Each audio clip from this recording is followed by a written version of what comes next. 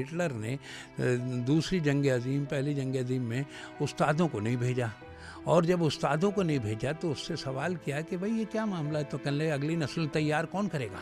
बच्चे तालीम याफ्ता नहीं होते, डिग्री याफ्ता होते हैं। तो आज का उस्ताद क्या कर रहा है? मेरी आंख से देख और मेरे जहन से सोच। अदब की हुक्मरानी कही जा सकती है, अदब के बगैर दुनिया नहीं निकल सकती थी और आज भी नहीं निकल पाएगी। कि बड़े लोग जो होते हैं वो छोटे तजर्बों से बड़ी चीज़ें अक्स कर लेते हैं, और हम जैसे लोग जो होते हैं बड़े तजर्बों से छोटी बात भी अक्स नहीं कर पाते। हम तो ये समझते हैं कि हमें ज़हनी ग़ुलाम बना लिया, हम थे ही इस लायक के ज़हनी ग़ुलाम हो जाएं।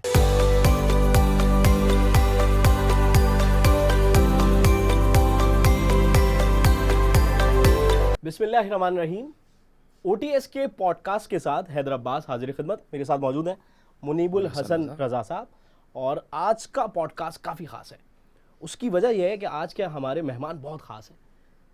एक तो हमारे दोनों के उस्ताद हैं, उस्तादुल असातिज़ा हैं, बिल्कुल सही बात। आप एक शायर हैं, मुहक्किक हैं, अदीब हैं, आपकी ज़ात एक यूनिवर्सिटी का दर्जा रखती है।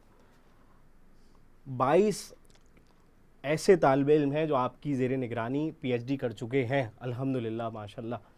मैंने अपने उस्ताद से ये सीखा कि बेटा नागवारा को गवारा करना सीख लो, ज़िंदगी कामयाब गुजरेगी। मैंने उनसे सीखा कि अगर आँखें मयस्सर हैं नज़ारा कर लिया जाए, वगरना कम समात पर गुजारा कर लिया जाए। तो मैंने उस्ताद मोहतरम प्रोफेसर डॉक्टर ज़ुल्क़रनैन अहमद अल मारूफ शादाब एहसानी साहब को आज हमने अपने स्टूडियो में मदऊ किया है। इंतहाई ममनून, मुतशक्किर, सिपासगुज़ार, शुक्रगुज़ार आपके। Thank you so much sir, और आपने वक्त निकाला। आप लोगों का भी शुक्रिया कि ये आप प्रोग्राम कर रहे हैं, और यकीनन ये प्रोग्राम लोगों के लिए भी मुफीद होगा इंशाल्लाह। आप सर तशरीफ़ लाए, इंतहाई ममनून, मुतशक्किर, सिपासगुज़ार, शुक्रगुज़ार आपके। और काफ़ी अरसे से ये ख्वाहिश थी कि OTS जो है वो आपको यहाँ मदऊ करे और हम आपकी आज इल्मी गुफ्तगू से मुस्तफ़ीद हों। तो एक मरतबा फिर मैं आपका शुक्रगुज़ार हूँ। मुनीबुल हसन रज़ा साहब जो हैं वो आज की हमारी इस नशिस्त को आगे बढ़ाएंगे। डॉक्टर साहब, हमने ये देखा कि आपका बुनियादी हवाला तहकीक ठहरी, फिर आपने जामिया कराची में तदरीसी फ़राइज़, इंतज़ामी फ़राइज़ भी सर अंजाम दिए। आजकल डॉक्टर साहब एक रिसर्च जर्नल जो HEC अप्रूव जर्नल है उसके मुदीर भी हैं, और दुनिया भर से मौसूल होने वाले तहकीकी जो पर्चे हैं, या यूँ कह लीजिए रिसर्च आर्टिकल्स हैं, वो भी सर की निगरानी में ही पब्लिश होते हैं। लेकिन डॉक्टर शादाब एहसानी ख़ुद को बतौर शायर पहले शोबा उर्दू में आने से पहले मारूफ होता हुआ देख भी चुके थे, अदबी मंजरनामे पर भी नुमाया थे। और जब अदबी मंजरनामे की बात करूँगा तो ये देखता हूँ आजकल कि नसर का चलन कम होता जा रहा है और नज़्म यानी शायरी बढ़ती जा रही है, या यूँ कह लीजिए आसान अल्फाज में कि शायरी मशहूरी का ज़रिया भी बन गई है। डॉक्टर साहब, इस पे आपकी क्या राय है? हमें इस जवाब से मुस्तफ़ीद भी कीजिए। असल में जब आप शायरी की बात करते हैं तो शायरी को हम यानी पूरी दुनिया में नंबर 1 रखा जाता है दानिश की सतह पर, और इससे ज़्यादा कोई सिन्फ नहीं है कि जो दानिश को आगे बढ़ाने के हवाले से। लेकिन क्या किया जाए कि जब दानिश की हम बात करते हैं तो शायरी एक ज़माने तक ज़हन साजी का अमल कर रही थी, लेकिन अब क्या कर रही है कि समाअतों के लिए लिख रही है। जब समाअतों के लिए आप लिखते हैं तो इसका मतलब ये हुआ कि आप शोहरत के लिए लिख रहे हैं और समाअतें पैदा नहीं कर रहे हैं। यानी शायर अपनी समाअतें उस्ताद ख़ुद पैदा भी करता है? जी, समाअतें पैदा करता है, और जब समाअतें पैदा कर रहा होता है तो इसका मतलब ये हुआ कि वो शायरी समाज की तर्जुमानी कर रही होती है, तो पैदा कर रहा होता है शायरी समाअतें। वरना अब क्या कर रहा है? तर्जुमानी नहीं कर रही है उसकी शायरी अक्सर जगह, बल्कि वो समाअतों के लिए लिख रहा है। आज के नौजवान शायर से आप खुश हैं? हाँ बिल्कुल, अल्हम्दुलिल्लाह। देखिए, जैसा हमने उसको दिया होगा, यानी अगली नस्ल का जैसा ख्याल रखा होगा पिछली नस्ल ने, तो अगली नस्ल तो वैसी ही होगी। अब जब हमने अगली नस्ल का कोई ख्याल उस तरह नहीं रखा और हमने ये कर दिया कि साहब नसरी नज़्म भी शायरी के हवाले से होती, लेकिन हम इसको नसरी नज़्म को मानते हैं, ठीक है, लेकिन सवाल ये पैदा होता है कि ये मामला बिल्कुल उसी तरह का है कि अगर पिकासो को हम मान रहे हैं, उसके एब्स्ट्रैक्ट को, तो लेकिन पिकासो जो है वो रियलिस्टिक में भी उतना ही माहिर है। अच्छा, अगर आप औज़ान में लिखने के अहल हैं तो आप नस्र नज़्म भी लिखिए, ज़रूर लिखिए, लेकिन अगर आपके पास इल्म अरूज़ या फ़न से आशनाई नहीं है तो यकीनन आपकी शायरी में एक मौजू तो हो सकता है लेकिन आर्ट नहीं होगा, फ़न नहीं होगा। सर, आपने इल्म अरूज़ का तज़किरा कर दिया, ये तो हमारे देखने वालों को अगर ख़बर नहीं है तो फिर मैं बता दूं कि पाकिस्तान में अगर इल्म अरूज़ के हवाले से अगर आप बात करेंगे तो उस्ताद मोहतरम शादाब एहसानी साहब का नाम जो है वो सर फहरिस्त है। सर, मैं ये जानना चाहूँगा, आज के जो नौजवान शौर हैं उनके दरमियान एक बहस है, वो एक दूसरे को निगेट कर रहे होते हैं। एक हल्का वो है जो कह रहे हैं कि भाई तुम तो अरूज़ अरूज़ी आना हो। ज़रूरी है। हाँ, भाई और एक इस्तिलाह ईजाद हो गई कि अरूज़िये जो हैं वो शौरा नहीं होते, बल्कि वो महज जो है वो औज़ान जानते हैं, फिटिंग शायरी का नहीं काम कर रहे जानते। हैं वो सिर्फ। देखिए, जहाँ से ये नस्र नज़्म आ रही है वो 1854 का ज़माना है। बादलियर ने स्प्लेंडी पेरिस लिखी, यानी पेरिस का कर्ब।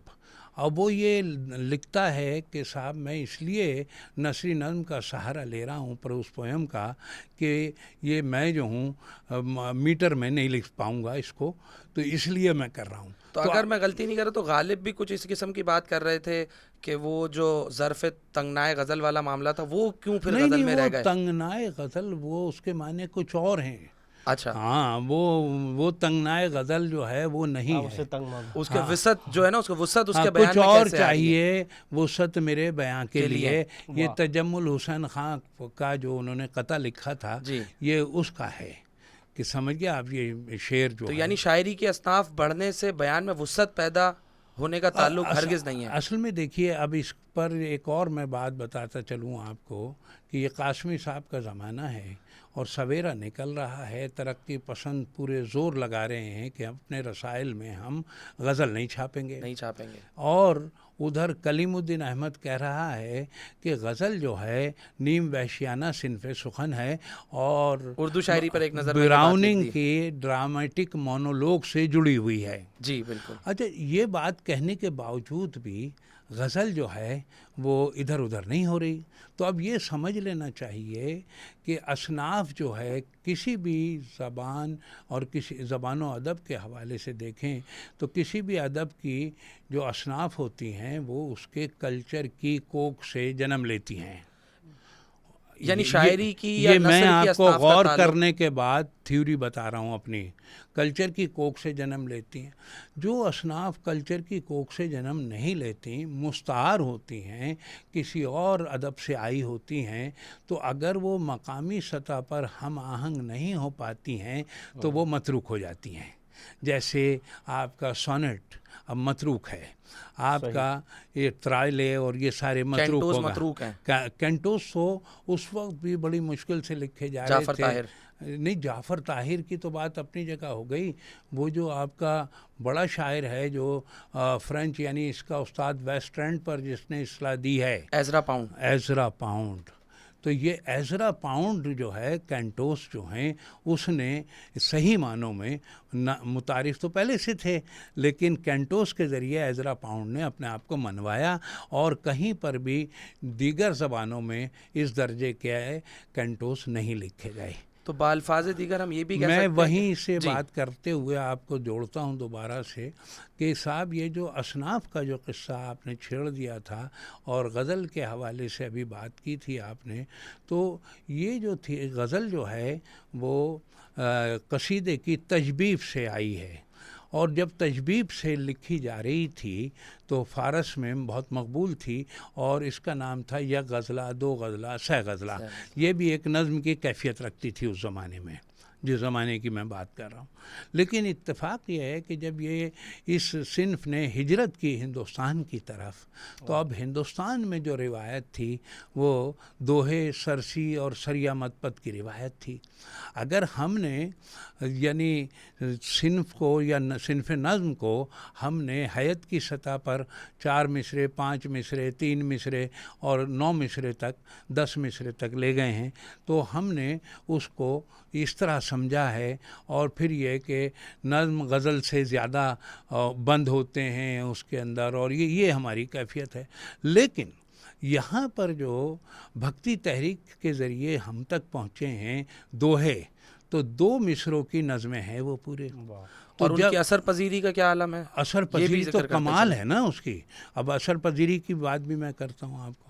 तो अब ये जब गज़ल इधर आई तो इससे जो है मुस्तार सिंध जो है हम आहंग हो गई यहाँ के कल्चर से, यानी जब हम आहंग हो गई तो अब गज़ल का हर शेर जो है 2 मिसरों की नज़्म की तरह लिखा जाने लगा। और 2 मिसरों की नज़्म की तरह लिखने का मतलब ये हुआ कि जैसे हाली का ये शेर, दरिया को अपनी मौज की तुग़यानियों से काम, कश्ती किसी की पार हो या दरमियान रहे, ये पूरी एक नज़्म की कैफियत रखता है, इसके अंदर कोई झोल नहीं नज़र आता। तो यही वजह थी कि कासमी साहब और दीगर तरक्की पसंदों ने ज़ोर लगा लिया, लेकिन गज़ल जो है वो ख़त्म नहीं हो सकी। गज़ल जो है उसने हिंदुस्तान का और यहाँ के कल्चर का रूप जो है वो धार लिया है। तो इस वजह से ये नहीं है, और अगर ऐसा नहीं होता तो गज़ल कब की मतरूक हो जाती। और उसकी मिसाल ये है कि अगर ये कोई डिलिबरेटली काम होता तो ये जो कसीदा जहाँ से आ रहा है वहाँ भी गज़ल लिखी जानी चाहिए थी। वहाँ तो अरबी में तो कुछ है ही नहीं, ताहाल नहीं है। तो ये वाले मसाइल, इसको गज़ल को अपने मकामी जो हमारी सकाफ़तें हैं उसकी ही सिन समझना चाहिए। अच्छा डॉक्टर साहब, आपने 2 बहुत अहम बातों की तरफ इशारा किया और मैं चाह रहा हूँ कि इनका खुलासा करके एक सवाल और दे दूँ आपको। वो ये कि आपने कहा कि असनाफ़ की कल्चर और मकामियत होना ज़रूरी है। तो हम नसर में तो ये देख रहे हैं, मैं एक अदना तालिब इल्म की हैसियत से ये देख पा रहा हूँ कि ड्रामा शायद हिंदी में लिखा जा रहा था इंदर सबा की हैसियत में, लेकिन नावल और बिलखुसूस अफसाना ये तो मगरबी अदब से आ रहे हैं। तो क्या वजह है कि इनकी असर पजीरी बहुत हो गई? असल में जब आप बात करते हैं तो इसमें एक खालिस टर्म है फ़िक्शन। फ़िक्शन जब हमने कहा तो उसमें दास्तान भी आ गई, उसके अंदर सारी ईच एंड एवरीथिंग आ गई। और उसके अंदर हमने ये देखा कि सबसे पुरानी सिंध जो है जिसे नाटक कह लें, और वो 7000 साल पुराना शकुंतला नाटक जो है और कालिदास का, ठीक है। और उसकी एक रिवायत जो है आज भी ज़िंदा है। जब राजा जनक पूछता है शकुंतला से कि भाई ये जो तुमने लिबास पहना हुआ है, पत्ते लपेटे हुए थे उसने, जी शकुंतला ने, तो कहने लगे ये लिबास पहना हुआ है तुम्हारे शायाने शान नहीं है। नहीं। जब हीरो ने हीरोइन से ये कहा तो फिर उसने अपने बात की खुद ही तरदीद करते हुए कहा राजा जनक ने कि भाई ये लिबास भी आप पर बहुत हसीन लग रहा है, जिस तरह के चांद का दाग। अच्छा, चांद का दाग जो है हमारे इस सरज़मीन पर 7000 साल पुराना है, ये ज़हन में रखिएगा। तो अब अदब के असरात जो होते हैं वो 2-1 बरस के नहीं होते बल्कि सदियों के होते हैं। और इसीलिए जब हम बात करते हैं तो कोई भी समाज अगर जितना पुराना होगा अपनी रिवायतों पे खड़ा होते हुए दरायत की तरफ आएगा। तो ये वाले जो मामलात इन्होंने जो पूछा फ़िक्शन के हवाले से, तो अब उस हवाले से हम आगे चलते हैं तो हम ये देखते हैं कि वो फ़िक्शन जो लिखा गया जिसके अंदर हमारी तर्जुमानी हो रही थी। पहली बात तो ये ज़हन में रखिएगा कि अदब जो है माशरे या समाज की तर्जुमानी करता है। अब अगर हिंदुस्तान में वो तर्जुमानी हो रही थी तो इसका मतलब ये हुआ कि यहाँ के कल्चर से जुड़ना शुरू हो गया था। कोई वाक़या पेश किया जा रहा था तो उसके किरदार मकामी थे और वो किरदार समझ में आ रहे थे। जब ऐसा कोई फ़िक्शन या ऐसा कोई अफसाना या नावल लिखा जाता है तो जाहिर है कि वो नावल मकबूल भी होता है और माशरे में उसकी चलन की जो समत भी है उसका भी तयन करता है। अदब तो यही काम कर रहा होता है। तो अब ऐसी सूरत में हम देखते हैं तो इतने अरसे में यानी 20वीं सदी से ये आ रहा है सारा फ़िक्शन हमारे यहाँ, और इसका वहाँ पर भी कोई पुरानी सिंफ नहीं है नावल। यानी जो उसने ऑक्सफोर्ड में जो यानी लेक्चर्स हैं इसके वो E.M. फॉस्टर हाँ, के। E.M. फॉस्टर के वो एडवर्ड खास मॉर्गन हाँ फॉस्टर, जी। हाँ, ये तो E.M. फॉस्टर 20वीं सदी का ही आदमी है वो। जी बिल्कुल, तो पैसेज टू इंडिया जिस पर एक फिल्म भी पैसेज बनी है टू, बहुत हाँ, खूबसूरत। ऐसे ही ऐसे ही। तो अब ऐसी सूरत में अगर हम देखते हैं तो जिक्र आता है स्पेन का भी आता है, और जिक्र आता है इटली का भी आता है, यूनान का भी आता है, अंग्रेज़ी का भी। ये सारे मामलात अपनी जगह हैं, लेकिन अब देखना यह है कि वही गज़ल वाला किस्सा कि जितना अगर किसी सिन्फ ने हिंदुस्तान की या पाकिस्तान या पाको हिंद बर्रे सग़ीर के साथ वो जुड़ गया है तो उतना ही कामयाब होगा वो, उतने ही माशरे की रहनुमाई कर सकता है वो, उतने ही सच्चाई और सदाकत की जो है ना वो तर्जुमानी करते हुए हमारी आवाज़ें बन जाता है। फ़िक्शन जो है वो दरअसल कहीं और से नहीं आ रहा होता। अगर सही फ़िक्शन लिखा जाए, जैसे हयातुल्लाह अंसारी का ढाई सेर आटा, वो कमाल अफसाना है। वो तो यहीं की तर्जुमानी हो रही है ना, उदास नस्लों की में तर्जुमानी जो हो रही है यहीं की हो रही है, खुदा की बस्ती में भी यहीं हो रही है। और मारकतुल आरा नावल जो है क़रतुल ऐन हैदर वाला, तो उसको तो आप पढ़ ही नहीं सकते अगर आपके पास हिंदुस्तानी जो मिथ और फ़िलासफ़ी का इल्म नहीं है, तो आप कोई नतीजा अख्ज़ नहीं कर सकते। वो एक बहुत बड़ा नावल है और बड़े कैनविस का नावल है जिसे हम आग का दरिया कहते हैं। आपने सर बात यहाँ यहीं की हो रही है कह रहे थे ना आप, हाँ, तो हाँ। इतनी अच्छी आप लोग पढ़ी लिखी बातें कर रहे हैं, मुझ जैसा एक जो है वो नाअहल तालिब इल्म भी कुछ पूछना चाह रहा है। हाँ, कालिदास का बात आपने कर दी, नाटक आपने बात किया, और फिर आपने कहा कि बात यहीं की है। तो हमारे यहाँ भी एक नाटक चल रहा है, बस वहाँ कालिदास नहीं है, वहाँ काली भेड़ें हैं, क्योंकि आप उस्ताद मोहतरम हैं, आप मुहक्किक हैं, आप इन चीज़ों पर गहरी नज़र रखते हैं। एक हमारे यहाँ जो निज़ाम तालीम है, यहाँ जो काली भेड़ें हैं, यहाँ जो ये नाटक चलाया जा रहा है अरसे से, आप मुतमईन हैं इस निज़ाम तालीम से? असल में देखिए कुछ भी नहीं करें आप, सिर्फ निज़ाम तालीम को जो है ना गारत कर दें, तो मतलब ये हुआ जो चाहते हैं हुक्मरानी करना वो हुक्मरान यानी क़यामत तक रहेंगे। फिर समझिए वो जो एक शऊर जो है एक आम आदमी की नुमाइंदगी किससे होती है, तालीमी निज़ाम के ज़रिए हो रही होती है। और वो तालीमी निज़ाम जो है वो मारूज़ी नौइयत जो होती है उस समाज की, उस माशरे की, उस मुल्क की, तो उसके अंदर वो निशानदही करते हुए उन ज़रूरतों का ख्याल करते हुए आगे बढ़ता है। जहाँ का जैसे मिसाल के तौर पर हिटलर की मिसाल अगर दी जाए तो हिटलर ने दूसरी जंग अज़ीम, पहली जंग अज़ीम में उस्तादों को नहीं भेजा, और जब उस्तादों को नहीं भेजा तो उससे सवाल किया कि भाई ये क्या मामला है, तो कहने अगली नस्ल तैयार कौन करेगा। क्या बात, क्या बात तो अच्छा, फिर अभी एंजेला मार्कर थी, एंजेला मर्केल, जी, मार्केल जो जर्मन थी, चांसलर। और उससे लोगों ने एजिटेट करते हुए कहा, जजिस वगैरह ने, कि हमारी तनख्वाहें जो हैं असातिज़ा के बराबर कर दी जाएं। तो उसने जवाब पता है क्या दिया, उसने ये कहा कि ये तो मुमकिन ही नहीं है, क्योंकि उस्ताद ने ही आपको जज बनाया है, क्या तो बात है, वो क्या बात उस्ताद है। के रुतबे के बराबर आपको नहीं लाया जा सकता। तो जहाँ ये सारी सूरत हाल होती है वहाँ के लोग कैसे भी हालात हों दोबारा से खड़े हो जाते हैं।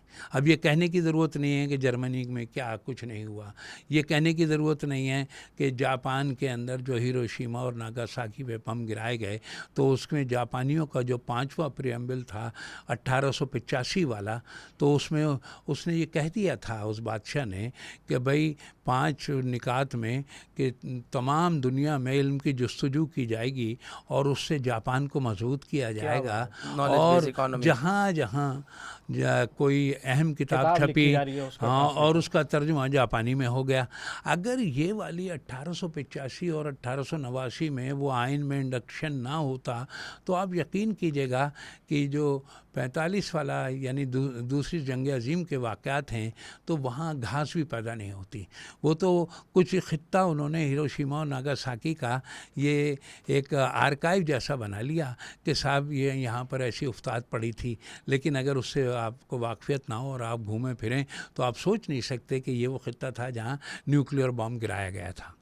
क्या बात। तो ये सब इल्म की, और चूँकि ये जो इल्म का किस्सा है तो अज़ल से इल्म की जंग जो है जहल से जारी है। जहल से जारी है। और जहल क्या चीज़ होती है इसमें भी ये भी ज़हन में रख लें, जब आप असर के मुताबिक तालीम ना दे रहे हों तो ऐसे तमाम कौमों के बच्चे तालीम याफ्ता नहीं होते, डिग्री याफ्ता। डिग्री याफ्ता होते हैं।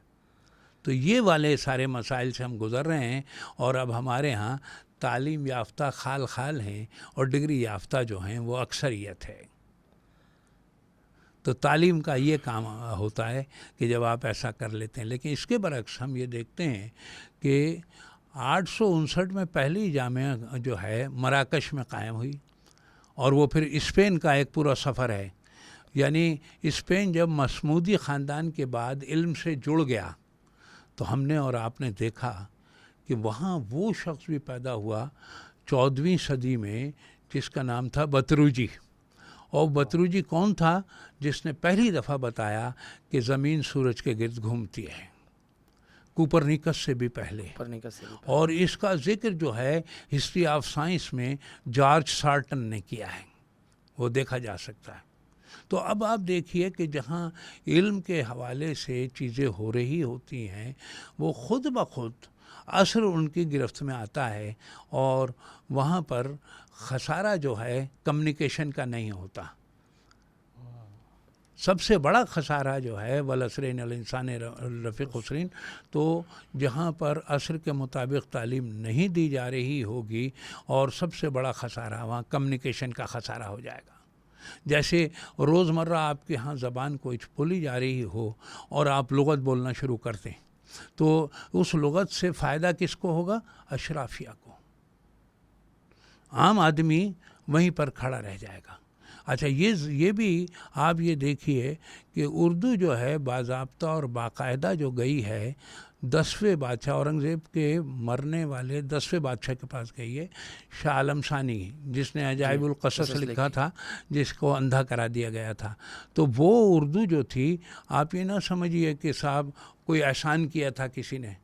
उर्दू जो थी वो ये समझ लें अशराफिया की जब ज़बान हो गई थी, तब जाकर कुछ नुमाइंदगी होना शुरू हुई थी, यानी आम आदमी की। और जब ऐसा भी ये समझ लीजिए कि अभी हमने एक बात छेड़ दी कि जब असर के मुताबिक इल्म नहीं होता, तो आप ये समझ लें कि बाहर से आकर लोग जो हैं गालिब आ जाते हैं। ये जो आपका यूनानी नस्ल के लोग जो थे संस्कृत बोलते हुए आए, और यहाँ मकामियों को उन्होंने साइड कर दिया और वहाँ हुक्मरान हो गए, और उनकी हैसियत शूद्र के तरह बना दी, और उन्होंने कबूल करनी पड़ी। उन्हें क्यों कबूल यूँ करनी पड़ी? उनके पास इल्म जो था वो असर से जुड़ा हुआ था, और उनके पास जो कुछ था वो असर से जुड़ा हुआ नहीं था, यानी गैर मुताल्लिक़ था। जब ये गैर मुताल्लिक़ हुए तो मालूम हुआ वस्त एशिया से अहले फ़ारस आ गए यहाँ पर, और जब ये गैर मुताल्लिक़ हुए तो अंग्रेज़ आ गया। एक मुताला यूँ भी किया जा सकता है इस पूरे तारीख़ का और समाजियात का। अच्छा, जैसा आप कह रहे हैं ना कि असर से मुताबिकत नहीं हाँ, रखेगी तो इररेलेवेंट हो ये मौला ने कहा, मौला अली का फरमान है, हज़रत अली का, कि भाई अपने बच्चों को असर के मुताबिक तालीम दी जाए। अच्छा, हम क्या कर रहे हैं? अब असर तो हमारा कुछ है, और बच्चों को जो है हम ज़हनी तौर पर महबूस, यानी जिसे कहें कि उनके ज़हनों को मुक़य्यद कर रहे हैं। अच्छा, उन्हें सोचने समझने से आरी करना शुरू कर दिया है हमने। और जो उस्ताद का जो काम है वो भी यही है। उस्ताद का बुनियादी फ़रीज़ा ये है कि वो अपने तालिब इल्मों को सिखाए कि अपनी उसकी आँख से देखना सिखाए, उसके जहन से सोचना सिखाए। तो आज का उस्ताद क्या कर रहा है? मेरी आँख से देख और मेरे जहन से सोच। तो ये उस्ताद नहीं हुआ, घसियारा हुआ आज का उस्ताद। अब इन घसियारों से बचेंगे कैसे? नहीं, वो तो एक अमल है ना सारा। देखिए ना, जब 600 बरस पहले तक ये फंसे रहे, यानी आप ये समझ लीजिए यूरोप जो है उस यानी एरा से गुज़रा है, उस ऐसे गुज़रा है जैसे डार्क एजेस कह लेंगे हम। डार्क एजिस तो अपनी जगह हो गए, लेकिन हम अभी तक वहाँ तक पहुँचे भी नहीं हैं। हमें शुक्र करना चाहिए कि अल्लाह मियाँ हमें पहले ही संभलवा दे, कि मतलब ये वहाँ तक ना जाएं हम। यानी जब जर्मनी के जो थे 200 सूबे थे और यानी ड्यूल लड़ी जा रही थी, मतलब औरत का कोई हक नहीं था, हकूक़ नहीं थे, और ट्राइब जो थे वो एक दूसरे से दस्तोगरीबा थे। और जभी तो ये सारे मसाइल छिड़ते हुए कितनी मुश्किल हुई रेवोल्यूशन ऑफ फ्रांस में 1789 में, कितनी मुश्किल हुई, मतलब है कि 1917 में उस जो ज़ार बादशाह से जान छुड़ाने के लिए, कोई आसान नहीं था ये सारा मामला। तो अब ये सारी चीज़ें जो हैं, अगर रशियन बेल्ट में नॉलेज ना होती, उनके जो यानी लेनिन के पास मार्क्सिज्म तो अपनी जगह था, लेकिन उसने जो है रशियन नैरेटिव दे दिया मार्क्सिज्म को। तो अब हमने देखा कि वो जो आसानी उसको ये हुई कि वहाँ बड़े बड़े जय्यत किस्म के राइटर्स पैदा हुए, लिटरेचर।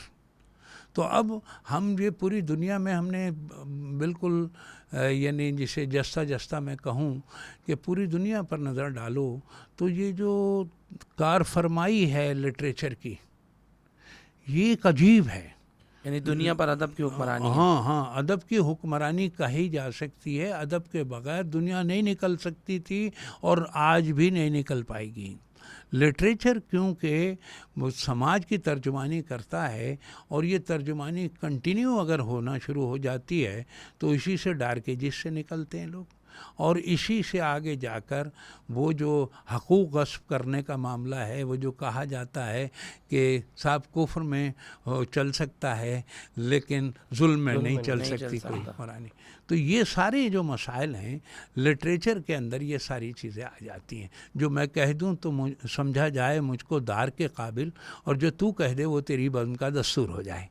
तो ये वाली जो कैफियत है, ये सिर्फ पाकिस्तान और हिंदुस्तान का नहीं है सर, किस्सा। इसका आसान वर्जन ना वो तोड़ा कुत्ता कुत्ता साढ़ा कुत्ता टॉमी वाला मामला हाँ है। हाँ, ये पूरी दुनिया का मामला है, ये पूरी दुनिया का मामला है। नहीं, साढ़ा कुत्ता कुत्ता तोड़ा कुत्ता टॉमी। और इसी दुनिया के मसले की वजह से हम जो है आज जो बात कर रहे हैं, तो अभी भी हम बजाय इसके कि अपने डायरेक्शन वेक्टर बने, हम कर क्या रखा है हमने, हम जो है नीपा की बस में बैठे हुए हैं और कह रहे हैं कैंट जा रहे हैं। तो ये वाला जो मामला है, ये तो बहुत ही अजाब है, समझ लीजिए। और क्योंकि हम समझ नहीं पा रहे हैं, अच्छा, और समझेंगे क्या कि वो जो हमारे पास मिडिल क्लास है वो भी टूट फूट का शिकार हो गई है। अब वो समझ लें कि उसकी मिडिल क्लास में बहुत सारे लोग अब निचली क्लास से ताल्लुक़ हो गए, निचले तबके में दाखिल हो गए। यानी इतने मसाइल हैं। अब इन मसाइल का हल जो है एक एजुकेशन, नया आज़म, इसके बगैर कुछ भी नहीं है। या अच्छा, फिर ये है कि अपने कल्चर से मोहब्बत। अच्छा, जब कल्चर से मोहब्बत करना आदमी सीखता है तो उसके अंदर एक शनाख्त पैदा हो जाती है। अच्छा, फिर ये हमें कोई वे ऑफ लाइफ जो है कल्चर की तरफ देखने से कोई मना नहीं कर रहा है, क्योंकि कल्चर के बगैर तो हम वो जो टूल्स कहाँ से आएंगे समझने वाले। ये जब हम बात करते हैं जितने भी सिग्निफाइड चीज़ें हैं होंगी उसके कल्चर से जुड़ी भी तो होंगी, और सिग्निफाइड के बगैर हम अपनी बात तो नहीं समझा सकते या समझा सकते हैं। टूल ज़रूरी है बात समझाने के हम लिए। तलाज़मात ना, बगैर उसके कैसे हो जाएगा मामला। तो ये चीज़ें हैं। और ये जो आपने बात की कि नरेटिव होना चाहिए और दुनिया की कौमों ने जो है वो एजुकेशन सिस्टम बेहतर किया, ये फिर आपने कहा कि वो जंग में असातिज़ा नहीं गए। हमारे असातिज़ा तो हमने ये देखा या यूँ सुना या यूँ सुनते जा रहे हैं कि आए दिन दस्तो गरेबा होते हैं, कभी तरक्कियों के लिए, कभी तहकीकी मकालात के लिए। आप तहकीक का मौजूदा चलन भी देख रहे हैं, तो क्या ये असातिज़ा कौम की ज़हनी आबियारी कर सकेंगे? भाई, सवाल पैदा ये हो रहा है कि सबसे पहले जो रिसर्च के हवाले से लिखा गया 6 डिस्कोर्स जो हैं वो रेने डेकार्ड ने लिखे। अच्छा, जो रेने डेकार्ड जो था वो जामिया उस्मानिया में पढ़ाया जा रहा था तर्जुमा करके। अच्छा, आज हमारे जो सिलेबस और असातिज़ा तक को नहीं पता कि मतलब ये कि डेकार्ड के 6 डिस्कोर्स भी थे। तो अब ऐसी सूरत में हमें फिर दोबारा से अपने सिलेबस को डिज़ाइन करना चाहिए, निसाब साजी। निसाब साजी, और फिर सबसे ज़्यादा तवज्जो दो चीज़ों पर देनी चाहिए जो कि यूरोप ने भी तवज्जो दी। एक तो इंतज़ामी लोग जो हैं वो कहीं वो पूरे माशरे को जानते हों, बाहर से आकर मुसल्लत ना किए गए ना हों, किया जाए, इम्पोर्टेड ना हो, चाहे वो पुलिस डिपार्टमेंट हो हमारे यहाँ की, चाहे वो ICS या ICS नहीं बल्कि CSS हों, और चाहे वो असातिज़ा हों। सबसे ज़्यादा मुश्किल नौकरी जो है इनके लिए होनी चाहिए, क्योंकि ये लोग अगर ठीक हो गए तो 100% पर बात मैं करूँगा कि पूरा माशरा जो है उसमें इनकलाबी तब्दीली खुद ब खुद पैदा हो जाएगी। यानी पहले असातिज़ा की तनख्वाहें नहीं थीं, लेकिन उस्ताद था उस वक्त, और आज क्या है, वही कि उस्ताद तो वो हों मगर उस्ताद जी ना हों, तो अब उस्ताद कम हो गए, उस्ताद जी बढ़ गए। ये ज़रीफ़ लखनवी का मिसरा है ये, समझ गया। अच्छा सर, इस हवाले से हम आपसे और जानना ही चाहेंगे कि जिस तरह हम बात कर रहे थे ना कि चीज़ें इररेलेवेंट हो जाती हैं, और असर के हवाले से आपने बात की थी। हाँ। अब मामला ये है कि वो बच्चा जो आज हमारे यहाँ स्कूल में पढ़ रहा है, वो ये देख रहा है कि भाई हम तो बड़ी मोटी मोटी बातें कर रहे हैं ना, आप बातें कर रहे हैं सुकरात की, आप फलाना अदब बता रहे हैं, आप जापानी बादशाह का हवाला दे रहे हैं, तारीख की बात कर रहे हैं, तारीख की बात हम कर रहे हैं। लेकिन अब मुझे ये बताएं कि वो बच्चा जो आज ये सोच रहा है कि मैं किस तरह से, अजरा पाउंड का आपने तस्करा कर दिया, उसको तो पाउंड ही चाहिए, उसको डॉलर ही चाहिए, उसको उसे एजरा नहीं चाहिए, पाउंड चाहिए। बिल्कुल सही है, या तो उसको अजरा चाहिए या पाउंड चाहिए। नहीं देखिए, आपको इसको किस तरीके से आप उसको कैसे शेप करेंगे? सिंप्लीफाई कर देते हैं, सिंप्लीफाई इसको वो इस तरह कर सकते हैं कि देखिए, दुनिया के अंदर जो बुनियादी चीज़ें हैं वो इंस्टिंक्ट हैं, यानी भूख, खौफ और जिन्स। आप ये समझ लीजिए कि भूख जो है वो रोटी चुरा के खा लेगा आदमी, खौफ काबू पा लेगा जैसे भी होगा, लेकिन जब जिन्स की बात आएगी तो सेकंड पर्सन की बात आ गई अब यहाँ, यानी अब वो अकेला नहीं रह सकता। अकेला जिन्स का मामला ये हुआ। अच्छा, ये जितने भी अदियान और मज़ाहिब हैं, यानी जज़ा और सज़ा के जो तसव्वुरात हैं, बिलवास्ता या बिलावास्ता इन तीन चीज़ों से जुड़े हुए हैं। अच्छा, फिर जब ये जो डार्क एजेस से निकल रहे हैं, वो जो ड्यूल वाला जो मामला था कि मतलब लड़ी और जो जीत गया वो लड़की को लेके चला गया हैं। अच्छा, तो अब ये वाले जो मसाइल थे वो ख़त्म हो गए, लेकिन ये वाला जो इंस्टिंक्ट का जो पहलू है, जो हमें इस्लाम ने बताया है, क्या हम इस पर अमल कर रहे हैं? बिल्कुल नहीं। अब मुझे एक बात बता दीजिए कि वो बच्चे जिनकी शादी बलूगत की उम्र से उसमें दोनों जेंडर आ गए, में जब शादी की तरफ जाते हैं तो बलूगत जो है कम बेश 15 बरस गुजर जाते हैं, वो जोग्राफिकल लोकेशन के मुताबिक जो भी 15 बरस लगा लें। अब मुझे बता दीजिए कि 15 बरस वो ज़हनी इंतशार से में गुजारेगा, 15 बरस क्या वो इल्म की तरफ जाएगा, 15 बरस क्या वो अपने अहदाफ करेगा या इंतशार में मुब्तला रहेगा। इसीलिए वो जो सूरह निसा की बात हम करते हैं और दीगर चीज़ें हैं वहाँ पर, यानी इन चीज़ों को जो प्रोटेक्ट किया गया था, और आखिर में जो तुर्की के अब्दुल हमीद का जो किस्सा था कि भाई हाँ कहने लगे बग़ैर शादी के जिसने नहीं की है और उसको मुलाजमत नहीं मिलेगी सरकारी, अगर एक कर लिए तो दो करना ज़रूरी है कि सहारा दो, ठीक है।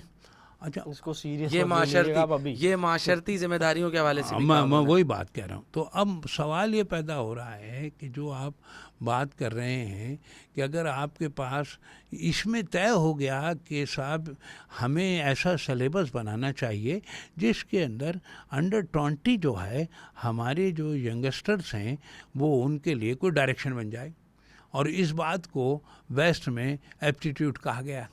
वो हमारे यहाँ भी एप्टीट्यूड टेस्ट की एक लाइन लगती है और बच्चे नहीं वो कोचिंग सेंटर्स पे एप्टीट्यूड का जमा होते हैं। कोई नहीं है खाता। वजह ये कि एप्टीट्यूड के मुताबिक जो है आपके पास अहदाफ के मुताबिक सिलेबस होना चाहिए। वहाँ वो तो किंडरगार्टन से शुरू कर देते हैं ना, अहदाफ की तरफ ले जाते हैं कि किंडरगार्टन के अंदर रंगों का एक इस्तेमाल और ऐसी चीज़ें हों जिससे बच्चा अट्रैक्ट करे बुक्स की तरफ। ठीक है, तो अब ये आने वाले कल में भी इसी तरह का एक मामला किया जाता था। और अगर ये सिर्फ यही नहीं था, ये इस पूरी दुनिया में अगर, वरना कलेला दमना का ट्रांसलेशन जो है अरबी में तो नहीं हो सकता था फिर भाई। उस वक्त के कारी की नीड भी थी इस तरह की चीज़ें। आज का कारी क्या पढ़ना चाह रहा है फिर? बात ये नहीं है, बात ये है कि क्या आप अगर आर्टिफिशियल इंटेलिजेंस किसी को पढ़ा रहे हो और अपने यहाँ के टूल आपके पास नहीं है, वो तो मतलब ये हुआ कि अमेरिकन टूल से तो नहीं सीख सकता वो। आपने इस पर काम क्या किया है, कितना किया है, ये आपकी जिम्मेदारी उस शोबे की तरफ है जिसे आप कंप्यूटर इंफॉर्मेशन सिस्टम कह सकते हैं और दीगर चीज़ों के हवाले से कर सकते हैं। लेकिन अगर आपने मुबादियात ही नहीं आगे बढ़ाई है, सिर्फ आपने स्टार्टअप वाला काम सिखा दिया है, या सिर्फ आपने वो सॉफ्टवेयर हाउसेस बनाकर और वो सबलेट वाला जो सिस्टम है उस पर अमल कर रहे हो। सॉफ्टवेयर हाउसेस आपने देखा कि जो इंडियन ने कायम किए हैं अमेरिका में, तो दरअसल जिनके सॉफ्टवेयर हैं हाउसेस हैं उनके अहदाफ हैं। हमारे तो सिर्फ अहदाफ थोड़ी है ना, नॉलेज का मामला है। हमें तो एक ट्रैक दे दिया कि भाई ये करोगे तो पर वर्ड इतने पैसे मिलेंगे आपको। एक इस तरह का आदमी हो गया कि जिसे आप कहें कि डेटा एंट्री ऑपरेटर टाइप हो गया वो। बस उसके अंदर थोड़ी सी एक टारगेट दे दिया गया, तो ये इधर भी सोच के काम करना है बस, यूँ तो है। सर चलें, एप्टीट्यूड की बात की ना, अब ये हमने कर दिया भाई, हमारा निज़ाम ऐसा है। कुछ हमने असातिज़ा के ऊपर भी थोड़ी सी मलामत कर दी कि भाई वो भी है। कुछ हमने जो है वो अपने सिस्टम के ऊपर भी लान तान कर दी है। अब मुझे बताएं, मैं एक स्टूडेंट हूँ जो अपना कल बेहतर करना चाहता है, जो शायद ख्वाहिश तो ये रखता है कि मैं पढ़ूँ, अच्छा पढ़ूँ, लेकिन मुझे ये नहीं मालूम कि मैंने कहाँ से शुरू करना है और क्या पढूं। उसके लिए आपकी क्या तजवीज़ होगी? वो जो 20 साल का आप बच्चा कह रहे हैं ना कि उसके लिए आपने एक निसाब बनाना है, शादाब एहसानी साहब क्या रिकमेंड करेंगे कि आज का बच्चा क्या पढ़े कि उसके अंदर एक शऊर हो? वो जो देखना आप कह रहे हैं कि बहैसियत उस्ताद आप उसको देखना सिखाएंगे, वो आपकी नज़र से ना देखे, लेकिन उसमें वो कुमक तो पैदा होगी ना। वो कैसे पैदा होगी? इस तरह पैदा होगी कि अगर जिसमें हम बात करते हैं ना कि कलेक्टिव परसेप्शन की बात, जो इसकी थ्योरी है कि माने निज़ाम के ताबे हो जाते हैं। अच्छा, जब माने निज़ाम के ताबे हो जाते हैं तो कलेक्टिव परसेप्शन सच हो जाता है। अब अगर वो जो बच्चा है इंडिविजुअल परसेप्शन जो है उसका उस कलेक्टिव परसेप्शन से नहीं जुड़ पा रहा है, तो उसको सोचना चाहिए। और जब वो सोचेगा तो वो ये ना देखे कि दुनिया क्या कर रही है, मैं क्या कर सकता हूँ। अगर ये इस तरह सोचेगा तो फिर वो इस जो नौयत और इस हड़बौंग से निकल जाएगा और कुछ ना कुछ अहदाफ तय होकर, यानी आम सतह पर मेहनत उसे ज़्यादा करनी पड़ेगी, उसे ज़्यादा सोचना पड़ेगा, लेकिन एक वक्त आएगा वो निकल जाएगा। अच्छा, ये जो हम बात कर रहे हैं, क्या बिल गेट्स को ये मसाइल नहीं आए? बिल्कुल। या ये एप्पल के जो मालिक था उसको नहीं आए? बिल्कुल आए। हम तो आज इब्तिदाई नाकामियां सबने देखी है ना, तो हम आज देख रहे हैं। लेकिन अगर इनके पास इंडिविजुअल परसेप्शन ना होता बिल गेट्स के पास, तो वो एबनॉर्मल भी करार ना पाता उस वक्त। सही है? तो अब ये जहन में रखिएगा, जो कुछ बच्चा कोई कुछ करना चाहता है, तो अगर सिस्टम उसके लिए मुफीद ना भी हो तो वो अपने लिए ख़ुद कितना मुफीद है, यहाँ ये सवाल खड़ा हो जाता है। और अपने लिए जब वो मुफीद होता है तो वो ये देखता है कि हर शख्स हर काम नहीं कर सकता है। वो जब स्पेशलाइजेशन का दौर है। हाँ अब एप्टीट्यूड से जुड़ता है, अपने ज़ात से जुड़ता है, तो उसे ये लगता है कि ये मैं कर सकता हूँ, ये नहीं कर सकता हूँ, और ये मेरे लिए अट्रैक्शन है यहाँ पर, और यहाँ पर अट्रैक्शन नहीं है, रिपल्जन है या रिपेल कर रहा है ये मामला। तो ऐसी सूरत के अंदर नॉर्थ और साउथ पोल कहीं ना कहीं उससे जुड़ जाते हैं, और वो नतीजतन कूलम्स लॉ की तरह आगे बढ़ जाता है। क्या बात। अच्छा, अब उसके अंदर एक मामला एक और भी है ना, वो अक्सर हम लोग कहते हैं कि बच्चा अपनी सी कोई कोशिश करता है, लिख रहा होता है, तो उसको डिस्करेज कर दिया जाता है कि भाई जिस उम्र में जो है ना वो आपको पढ़ना चाहिए, आप लिख रहे हैं, तो फिर वो क्या पढ़े। नहीं, ये अब ये सवाल नहीं आता, ये सवाल नहीं आता। देखिए मैं आपको बताऊं कि जब मैं जो था ये शायरी की तरफ था, तो मेरे पास एक वक्त आया कि बारी ताला मुझसे शायरी छुड़वा दे। मैं नहीं करना चाह रहा था, क्योंकि मैं जो था यानी कुछ भी कहूँगा तो किसी को सहारे की ज़रूरत पेश आ रही थी, और एक वक्त वो आ गया था कि जितना जहाँ से मैंने आगाज़ किया था वो भी इधर उधर हो गया था। लेकिन जब मैंने ये खुद सोचा कि या तो मैं खुद करूँगा या नहीं करूँगा, नतीजा ये हुआ कि उसका सॉल्यूशन आ गया, और फिर जो आपने देखा, मैंने मुड़ कर नहीं देखा। यानी अगर मैं आज भी उस वक्त, यानी 80s की बात कर रहा हूँ मैं आपसे, 80s में अगर मैं ये कह देता था ये मिसरा वज़न में नहीं है तो नहीं है, और उसके अंदर किसी भी बहर की तरफ आ जाऊँ।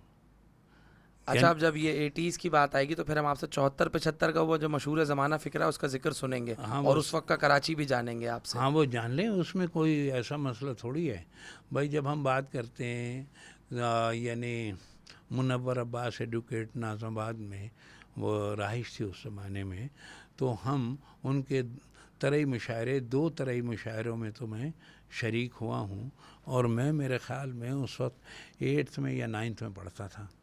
और एक तो तरई मिसरा था उनका,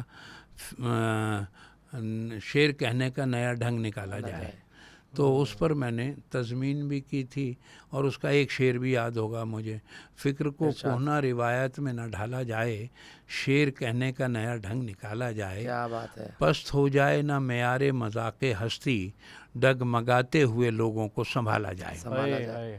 तो ये उस ज़माने की बात मैं आपसे कर रहा हूँ, और तब से आप डगमगाते लोगों को संभाल रहे हैं। नहीं, मुझे नहीं पता कि और मैं अभी क्या भी कर ये रहा हूँ। सिलसिला जारी है। लेकिन ना? ये जो कराची आप देख रहे थे 74-75 का, और शायरी जिस ज़माने में आपने शुरू किया, यूँ कह लें कि आमद शुरू हुई और मुताले ने आपकी शायरी में 4 चांद लगा दिए। फिर अरूज़ का इल्म भी था, फिर मजालिस इल्मी भी थी, लोगों के साथ उठना बैठना भी था।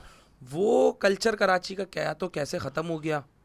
असल में भाई देखें, जब ये पहला मरहला जब आया कि ये लोग हिजरत करके यहाँ आए, तो कराची जो है ख़ास तौर से खालिक तीना हाल जो है, यहाँ पर एक रिवायत रही है जहाँ सीमा अकबर आबादी की सदारत में भी मुशायरे हुए हैं। ये खालिक तीना हाल वही है जहाँ मुकदमा चला अली बिरादरान पे? हाँ, वही है ये। और यहीं पर एक ये जो हमारे सर सही वो अपना हाली जो है नुमाइंदगी की उन्होंने अलीगढ़ तहरीक की भी। जी, ठीक है, एजुकेशनल कॉन्फ्रेंस के इजलास में आए। बिल्कुल आए थे। तो अब अच्छा, फिर यही कराची का जो जिक्र है गालिब ने अपने ख़त में भी किया, बंदरगाह के हवाले उन्होंने से। कहा मिर्ज़ा इलाही बख्श को कराची की बंदरगाह जाने का हुक्म हुआ। बंदरगाह के हवाले से। तो अब ये जो कराची का जो मंजरनामा था, पहली तो ये बात जहन में रखिए कि ये वाला जो तालपुरों का एक ख़ित्ता था, समझ लें तालपुर हुक्मरान थे यहाँ पर। अलेक्जेंडर बर्न्स जो है, जिसके नाम पर बर्न्स रोड है, जी जी जी। वो आया 1831 में। जब 1831 में आया तो कहाँ से आया? शेर दरिया से होता हुआ आ रहा था वो। शेर दरिया क्या? सिंध, दरियाए सिंध को। ये जो अस्करदू है, अच्छा, ये लद्दाख से जब दरिया आता है जी।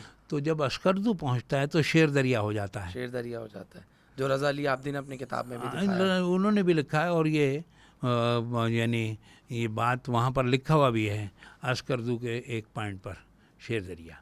तो शेर दरिया से गुज़रता हुआ जब आया तो कच्चे के इलाके में उस वक्त जो थी वो नहीं थी, यानी आप कहें कि तजावुज़ात। लेकिन कच्चे के डाकू थे उस वक्त। हाँ, नहीं वो उस तरह नहीं थे, वरना उसको वहीं मार देते।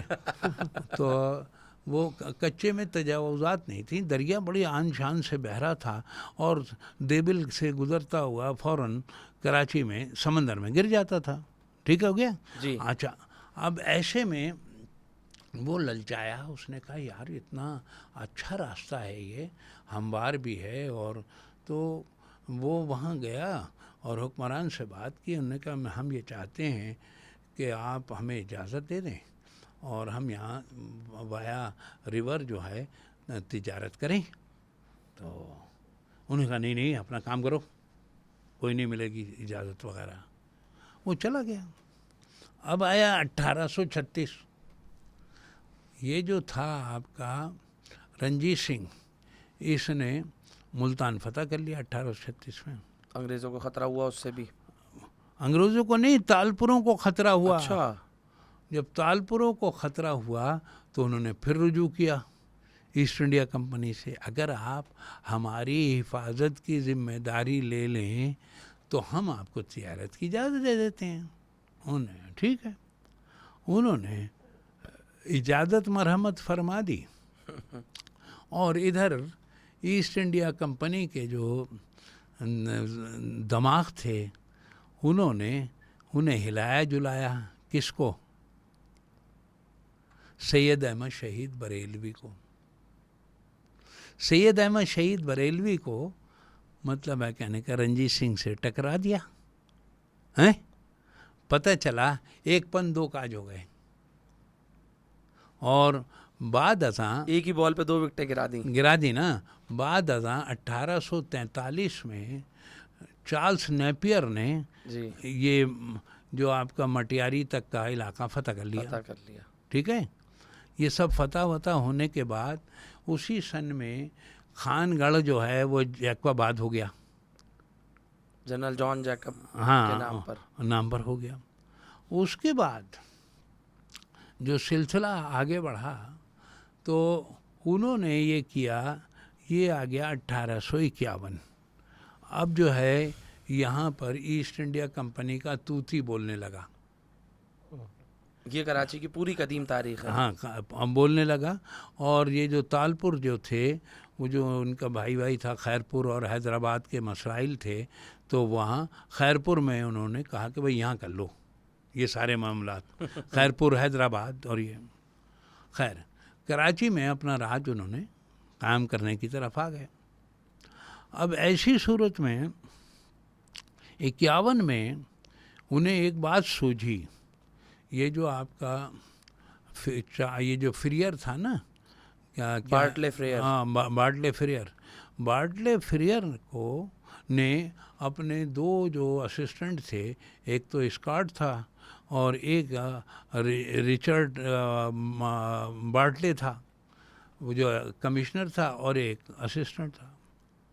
कहने लगे मैं ये चाहता हूँ कि सिंधी रस्मुल ख़त जो है वो बना दिया जाए। कहने लगे भाई कैसे? तो एक ने कहा, बार्टले ने कहा, रिचर्ड ने जो कहा, उसने कहा कि मैं ये चाहता हूँ कि अरबी रस्मुल ख़त बना दें, रस्मुल ख़त में ये बना दें। उससे पूछा स्कॉट से, उसने कहा देवनागरी कर दें। तो इन लोगों ने वो सिफारिशात बनाकर डायरेक्टरान को भिजवा दी, ईस्ट इंडिया कंपनी के डायरेक्टर्स को, कि जनाब हम ये सोच रहे हैं, एक कहता है कि अरबी रस्मुल ख़त में सिंधी रस्मुल ख़त होना चाहिए और एक कह रहा देवनागरी में होना चाहिए।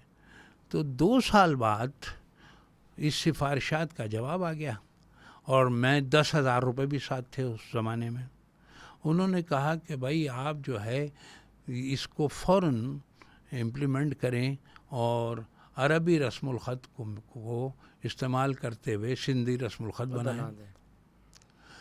अरबी रस्मुल ख़त में जो थे उस वक्त हमज़ा लगा के 29 अल्फ़ाबेट्स हैं, हमज़ा निकाल दें तो 14 कमरी 14 शमसी 28 हैं। तो वहाँ से फिर ये 52 रस्मुल ख़त में तब्दील हो गया 1853 में। टंडो ठोड़ो के पास ये रहते थे हमारे मिर्ज़ा खलीज बेग, इन्होंने खासा काम किया, 400 प्लस। हाँ, क्योंकि मातली को जो रास्ता जाता है ना ठंडो ठोड़ो से, वहीं रहते थे। तो उन्होंने ये काम कर दिया और फिर ये कहा गया जो सिंधी सीखेगा उसे 100 रुपये मिलेंगे। यानी ज़बानें सीखने के लिए इनाम हाँ, दिया जा ये रहा है। इनाम दिया गया। अच्छा, वो कल तो हमें नहीं पता था, लेकिन अजीबो गरीब आप देखें ना, अंग्रेज़ का विजन जो हम कहते हैं ना कि जो लोग, हम तो ये समझते हैं कि हमें ज़हनी ग़ुलाम बना लिया, हम थे ही इस लायक के ज़हनी ग़ुलाम हो जाएं। बना लिया जाए। वजह क्या है कि वो एक असर से जुड़ी हुई नॉलेज है उनके पास, हमारे पास वो नॉलेज है जो आउट ऑफ डेटेड हो चुकी है। यानी नॉलेज की बात हो रही है, वे ऑफ लाइफ की बात नहीं हो रही यहाँ पर, जी। ठीक है। तो अब ऐसी सूरत में जब ये वाला सिलसिला हुआ तो आज भी आप देख लीजिए, ये पूरा खित्ता जो था वस्त एशिया से जुड़ा हुआ, और ये सारे लोग जो यहाँ की अशराफियत थी फ़ारसी बोलने वाली थी सारी, ये जो तालपुर से क्या और ये सारे यानी खानगढ़ तक सब जगह क्या बोली जा रही थी? फ़ारसी। और आपने देखा कि ये जो कैदो वैदो के किस्से हैं वो वस्त एशियाई वाले सारी चीज़ें हैं ना। तो अब ऐसी सूरत में वो विजन देखें उनका, तो आज जो है ये रस्मुल ख़त का भी मामला है। अगर वो फ़ारसी रस्मुल ख़त से अक्स करते तो सिंधी रस्मुल ख़त नस्तालिक होता। अच्छा, अगर वो नस्तालिक हो जाता सिंधी रस्मुल ख़त, तो हमारे पास जुमला हाइया आवाज़ें जो हैं वो सिंधी से जुड़ी हुई होती, अरबी से जुड़ी हुई नहीं होती। और ये ज़बान का कज़िया होता ही नहीं सिंधी। होता कैसे? हम तो सारे लोग यानी जिस तरह ये आ रही है, जितने पूरे खित्ते को सिंधी आ रही होती है उस वक्त, क्या समझे? तो ये सारे मसाइल हैं। तो अब यहाँ भी एक बात प्रूव हो रही है कि इल्म जो है असर से जुड़ा हुआ है तो वो इल्म है, वरना इर्रेलिवेंट हो जाता है। क्या बात है। तो अच्छा, हाँ बोले। अच्छा, इसके इर्रेलेवेंट के हवाले से भी बात हो गई। एक वो जैसे कि हम पॉडकास्ट शुरू होने से पहले भी बात कर रहे थे, 6 BC का जो है वो तस्करा चल रहा हाँ, था असल में कि मतलब कितना ज़्यादा जो है वो 6 BC की इन्वॉल्वमेंट कितनी ज़्यादा रही है पूरी दुनिया पे, कि आपने जैसे कहा कि भाई एक नई करवट ली है ना दुनिया ने। हाँ, असल में जब हम बात करते हैं तो फ़राइन के ज़माने की एक करवट है, ये जो शुरू में यूनानियों की करवट है, और उस ये जो है आपका क्या नाम है, सुमेरियंस की करवट है, ठीक है।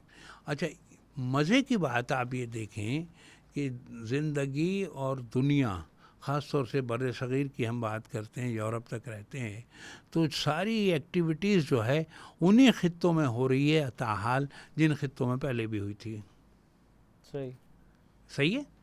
अच्छा, अब उस सूरत में हम ये बात करते हैं तो 6 BC जो है इसके अंदर एक नुमाया सेंचुरी है, और वो यूं सदी नुमाया है कि उसमें कोई 4-5 लोग बड़े पैदा हुए एक ही सदी में। हाँ, और उनके पैदा होने से दुनिया को ये समझना चाहिए कि एक नई करवट ले रही है दुनिया। और उसकी मैं मिसालें देता हुआ चला जाता हूँ आपको। मिसाल के तौर पर जब हम 6 BC की बात करते हैं तो उससे पहले का जो हिंदुस्तान हम देखते हैं, तो हिंदुस्तान में जो ये जो थे जिनका नाम है ब्राह्मण और ये जो एरियंस थे, इन्होंने एक निज़ाम पैदा कर लिया, और उस निज़ाम के बाद बड़े मज़े से, बड़े आराम से अपना हुक्मरानी जारी रही। लेकिन अब ये देखने और समझने की बात यह है कि एक हुक्मरान जो होता है वो एक नशे में होता है कि भाई मुझसे बड़ा कोई नहीं है, लेकिन वो जो तारीख़ी अमल और वक्त का जो एक सिलसिला है वो जारी और सारी रहता है, और उसमें वो आहिस्ता आहिस्ता आहिस्ता आहिस्ता वक्त के साथ उसका ताल्लुक़ कम होता जाता है। और इसीलिए यानी अगर हम कहें कि फ़लसफ़े की ज़बान में तो थीसिस, एंटीथीसिस और सिंथेसिस का किस्सा भी इसी से जुड़ा हुआ है। यही है वो भी, समझिए। उसका पैराया उन्होंने और कर दिया कि भाई ठीक है। लेकिन अब जब यहाँ ये हुआ तो यहाँ नेपाल की तराई में, हिमालय की तराई यानी जिसे हम कहें कोहे हिमालय, उसकी तराई में एक वो थी सल्तनत, उसका नाम था यानी कपिलवस्तु। कपिलवस्तु का जो शहजादा था गौतम बुद्ध, सिद्धार्थ का मामला था। वो ये देखा कि साहब दरबार में बैठा हुआ है अपने बाप के साथ और नर्तकी जो है रक्स कर रही है, रक्कासा नाच रही है, और जब सारे लोग दरबारी महजूज हो रहे हैं उससे, और जब महजूज होने का ये सिलसिला शुरू हुआ तो वो थक गई और वो ख़त्म किया जब उसने, तो तमाम दरबारियों से आवाज़ें आई कि वंस मोर मज़ीद आप रक्स कीजिए, क्या रक्स कर रही हैं भाई आप। हाँ। तो गौतम बुद्ध के जहन में ये आया कि क्या लोगों को दुख देकर खुशी हासिल करते हैं। क्या बात है। अच्छा, मालूम हुआ कि फिर वो बाहर गया तो देखा कि एक कोई जनाजा जा रहा है, तो उसे एहसास हुआ कि लोग मर भी जाते हैं। जब इस कैफियत से वो गुज़रा तो अब उसके पास ये सवाल आया कि साहब मैं भी मर जाऊंगा, टाइम बार्ड हो जाऊंगा।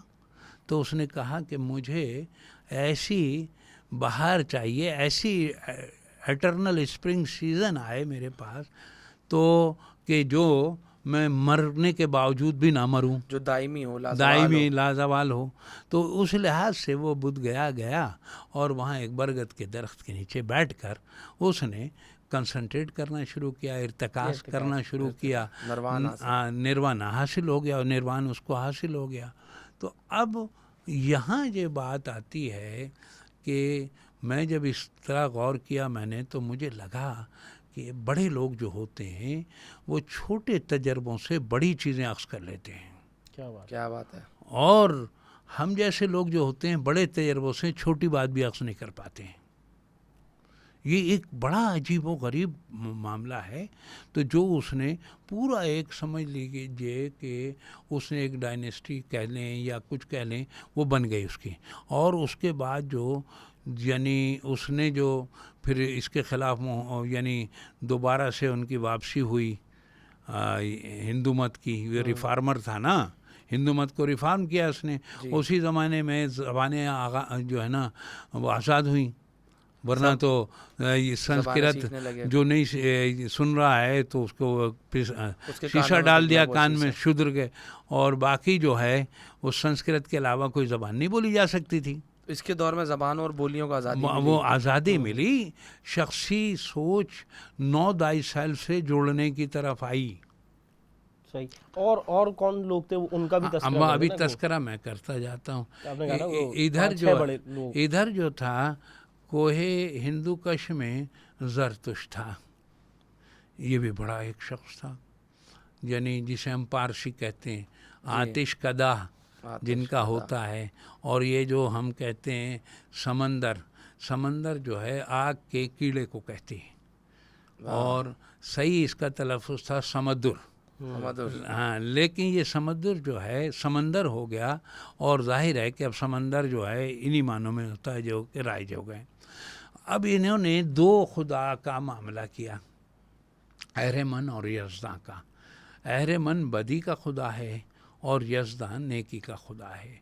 ये खुसरो परवेज़ तक ये सिलसिला जारी रहा, और अविस्ता ज़बान जो थी वहीं से आ रही थी। इनके यहाँ रिश्ते नातों का मामला जो था बहन भाइयों में जायज़ था, और वो है। तो बहरहाल वो हमें उसकी प्रीचिंग नहीं, लेकिन ये कि सबसे बड़ा जो उस ज़माने का वस्त एशिया और ईरान कह लें आप, ईरान तो 1930 में नाम रखा गया है, इससे पहले ईरान नहीं था। जी। ठीक है। फारस का जो सबसे बड़ी नुमाइंदगी और कल्चर को प्रिजर्व करने वाला था वो ज़रतुश्त था। और आज भी वहाँ पर ज़रतुश्त का जो मामला है ना, शब यल्दा मनाई जाती है। और शब यल्दा है क्या? शब यल्दा असल में अहरमनी वाला किस्सा है सारा, कि जागते रहना वरना काम कर देगा ये। जागते रहने के लिए आंखें खुली रखना वो खुली, वो उस पर सारी ग़िज़ाएँ खाने पीने वो एहतमाम होता है पूरी रात का। खैर, तो जब होता है तो खैर, तो ये अच्छा, उसके बाद जब वो आया तो यानी एक माशरे में हलचल हो गई, वहाँ पर भी एक नया एक सिलसिला शुरू हो गया। और जब इधर जो है ये कोहे कराकरम की तरफ जब ये आया कन्फ्यूशस, पहली बात तो ये जहन में रखिए कि ये मेरे जहन में कब आया कि जब मैं अपने हॉस्पिटल से आ रहा था दिखाकर, और पता ये चला कि डिपार्टमेंट का एक फंक्शन था उर्दू डिपार्टमेंट का, तो मैंने सोचा कि ये बस होकर आ जाऊंगा। तो वहाँ के लोगों ने मेरी तौकीर बहुत की और उस नतीजे में मुझसे कहा कि कुछ आप बोलें भी। तो फिर मेरे जहन में जो उस वक्त आया तो वो मैंने बताना शुरू किया कि नबी अकरम सल्लम ने फरमाया कि साहब अगर इल्म हासिल करना हो तो चीन भी जाना पड़े तो जाना चाहिए। अरे मुझे तो पता ही नहीं था। मैंने ये बताया कि सबसे अच्छी इल्म की तारीफ़ तो चाइना में ही हुई है और वो कन्फ्यूशस ने की है। वो बिल्कुल वो बताएं, है ना। तो जब वो मैंने बताया लोगों को, मैं भी हैरत में रह गया कि ये कैसे आ गया एकदम मेरे जहन में। यानी पुरानी चीज़ों को, पुराने ख्यालात को सोचते रहना चाहिए नए असर में भी। नहीं, वो असर में सोचते नहीं रहना चाहिए, वो रेलिवेंट होगा। और अगर आप यानी सोचने के अमल से गुजर रहे हैं, गौर व फिक्र आ गया है करना, आ गई, हाँ, तो बस फिर आपको ये, तो उसने कहा कि जानने का जानना और ना जानने का जानना इल्म कहलाता है।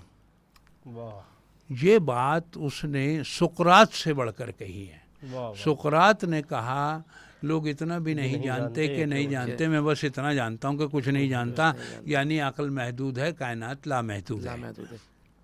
ये जो बात कर रहा है जानने का जानना और ना जानने का जानना, मीर साहब देखिए कि सोच की जो यूनिवर्सलिटी होती है, थिंकिंग या अफादियत, और जिसे हम कहें कि साहब यूनिवर्सल, तो वो कहीं ना कहीं एक यानी लोगों में मुमासलत होती है।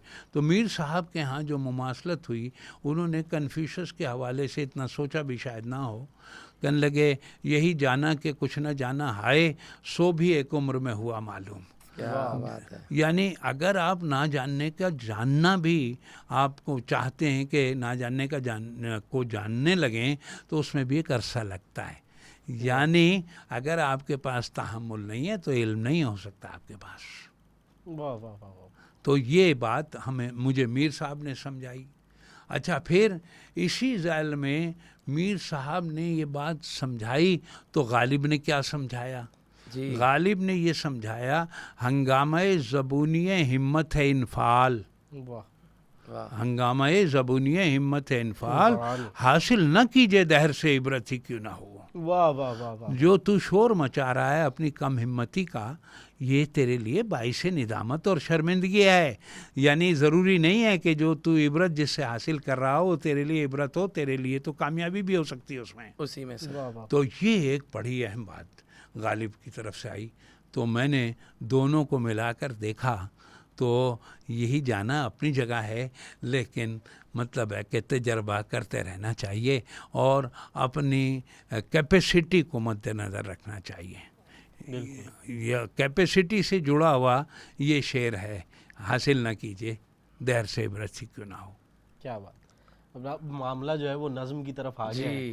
तो मैंने कहा शादाब एहसानी साहब जो है वो OTS स्टूडियो में मौजूद हो, तो कुछ अगर कलाम भी अता हो जाए, एक थोड़ा सा जायका भी तब्दील हो जाएगा और फिर हम जी बिल्कुल, फिर हम उन्हीं सवालात की तरफ भी आएंगे फिर आपसे। अच्छा, तो कलाम में जो है ये आखिर के अंदर जो कुछ शेर मैंने कहे थे, और वो डिपार्टमेंट में इन लोगों ने मुशायरा कराया था, यानी ये जो था एहतशाम और क्या नाम था दूसरे का, सलीम अब्बास, और वो जो दूसरा था इसका भाई, मीर तकल्लुम के भाई, हाँ, मीर सज्जाद। तो वो गज़ल में पेश कर देता हूँ। जी। कहने लगे, हर हकीकत का ख्वाब होता है, हर हकीकत का ख्वाब होता है, गुंचा खिलकर गुलाब होता है। वाह वाह, क्या सहल है। हर हकीकत का ख्वाब होता है, गुंचा खिलकर गुलाब होता है मैसर मुझे चराग मगर, है मैसर मुझे चराग मगर आफताब आफताब आफताब होता होता है। है। क्या बात है। क्या बात है। आफताब आफताब होता है। आफताब आफताब होता है, क्या कहने। खासी तब्दीली आ चुकी है मगर आहा, इनकलाब इनकलाब होता है। क्या बात। क्या बात है। खासी तब्दीली आ चुकी है मगर इनकलाब इनकलाब होता है। देखकर भी ना देखना उसका इज्तनाब इज्तनाब होता है। हाँ, इज्तनाब इज्तनाब होता है। इज्तनाब इज्तनाब होता है। वो जिसे चाहे मुंतखब कर ले। इंतखाब इंतखाब होता है। क्या अच्छा है, वाह वाह वाह। इंतखाब इंतखाब होता है। दिल तेरे नाम कर दिया शादाब इंतसाब इंतसाब क्या होता है। कहने, वाह क्या वाह वाह कहने। वाह, सुभान अल्लाह सुभान अल्लाह। तो बस ये इनकलाब इनकलाब होता है, बग़ैर बयानिए के इनकलाब लाया जा सकता है हमारे आज के माशरे में। असल में देखिए, जब इनकलाब की हम बात करते हैं तो हमें जहाँ जहाँ हम देखते हैं तो ये इनकलाब दरअसल थर्ड लॉ ऑफ मोशन जैसा होता है कि हर अमल का रद्द अमल होता है। यानी इनकलाब भी साइंस की किसी हरकियात को मद्देनजर रख के लाया हाँ, जा वो रहा है। हरकियात तो मैंने बताया ना आपको। देखिए, अब हम जो है एक्सेलरेशन की बात नहीं कर रहे हैं बस, तो लेकिन ये कि जब हम कोई बात करते हैं तो यकीनन उसके का रिएक्शन होता है। जी बिल्कुल। अच्छा, इनकलाब क्या होता है? दरअसल एक अरसे तक वो जो कहा गया कि भाई जुल्म पर नहीं चल सकते और कुफ्र पे चल सकते हैं, तो एक अरसे तक जुल्म जुल्म जुल्म जुल्म चलता जाता है। लेकिन फिर एक वक्त वो आता है कि जो रिएक्शन शुरू हो जाता है न्यूटन के थर्ड लॉ ऑफ मोशन की तरह। जुल्म फिर जुल्म में बढ़ता है तो मिट जाता है। नहीं, ये तो एक शेर की बात हो गई या एक मिसरे की बात हो गई, मिट जाता है। अब हम जब देखते हैं यानी व्लादिमीर अपना लेनिन की एक का भाई जो है उसको तो फांसी पे लटका दिया था। पूरा मारियाना और ये सब, ये तो पूरा घराना जो उनका था वो तो सारे के सारे इनकलाबी लोग थे और दरमियान में वो ऑस्ट्रेलिया भाग गया था।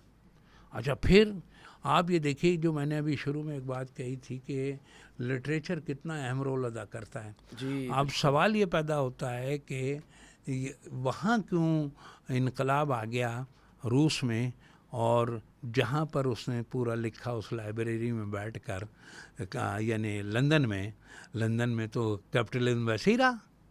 फ्रेडरिक भी हालांकि वहीं था जी। कुमक भी उसकी वहीं थी, हैं।